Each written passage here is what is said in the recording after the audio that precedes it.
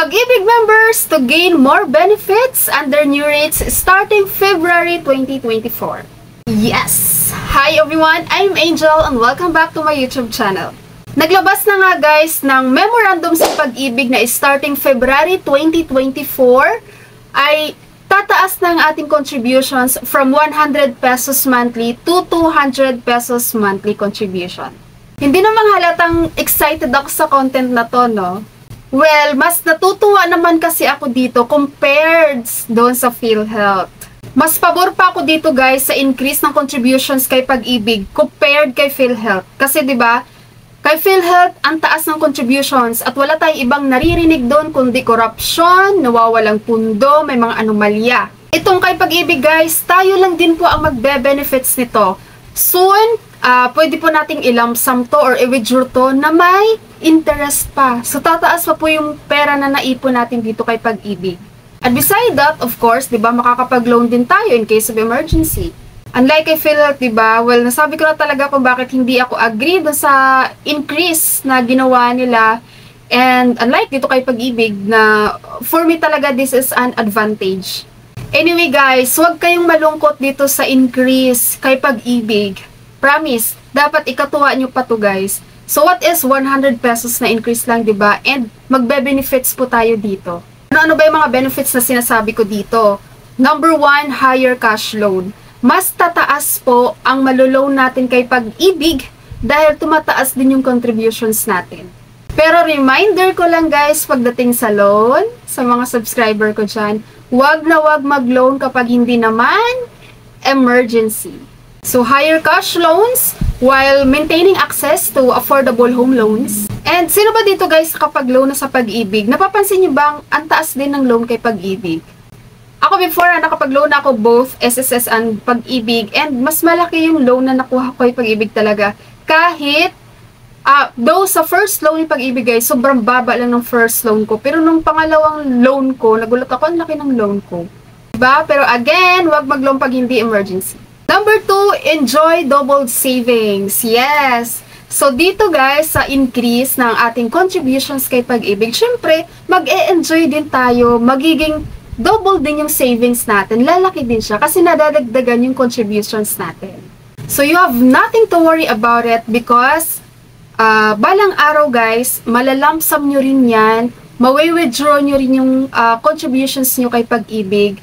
And meron pang interest, no? May dividends yan eh. So, ayun, mas ma-enjoy natin to.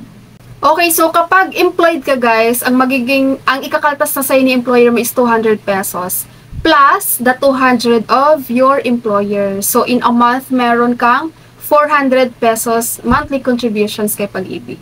And yung nakikita nyo ngayon sa screen guys, yan yung message yan ni Pag-ibig mismo. So, makikita nyo dyan guys ha, kasi merong followers nila sa Facebook page na nag-comment na may questions. So, ang sagot naman nila, ayan, so narito po ang minimum contributions ayon sa inyong membership category. So, kapag OFW, 400 per month, self-employed, 400 per month, individual payer, 200 per month, employed, so 200, yan yung ka-employee share, and another 200 naman kay employer share. So, in total, you have 400 pesos. So, meron po kayong diskresyon na taasan ang inyong membership savings kung nais ninyong mas lumaki ang ipon sa Pag-ibig Fund. So, kung gusto nyo pa guys ng mas mataas, so meron akong kakilala talagang fixed siya 500 monthly ang contributions niya. And kung gusto nyo mas taasan pa yung 200 guys, for example, gusto nyo 300 yung ibabawas ni employer sa'yo, 400 o kaya 500 or mas mataas pa dun, so walang limit yan, pwede rin po. So mag-fill up lang kayo ng request to upgrade membership savings or MS. And pipill upan mo lang yan kasi ilalagay mo dyan kung magkano yung gusto mong contributions a month kay Pag-ibig and isasubmit mo yan sa HR mo. And, ang sabi pa nga dito ni Pag-ibig, samantala, ang lahat po ng inyong mga naihulog na contribution at ang kinitang dividendo nito ay maaari niyong makuha once na ma-aprobahan ng Pag-ibig Fund ang inyong retirement claims application. Kung may questions ka with regards to lump sum and withdrawal, so meron ako separate video niyan. Ilalagay ko sa description nitong video ang link para magkaroon din po kayo ng idea. So again guys, itong increase sa contributions ni Pag-ibig, malaking bagay to para sa atin. Ma-appreciate natin to guys once na dumating na tayo sa point na kailangan na nating mag-lump sum or mag-withdraw. So ini-encourage ko rin kayo guys, especially doon sa mga may mga tao kasing hirap talagang mag-ipon, diba? Hirap makapagtabi.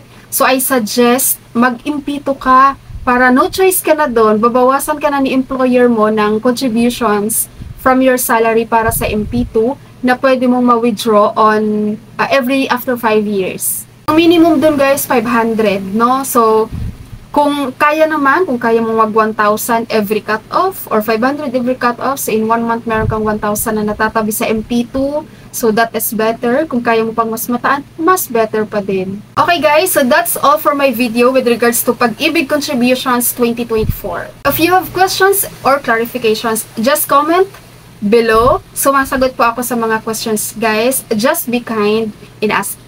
At kung meron naman kayong request na gagawan ko ng video, just comment below guys at gagawan ko yan ng video for you. That's all. Thank you so much for watching everyone.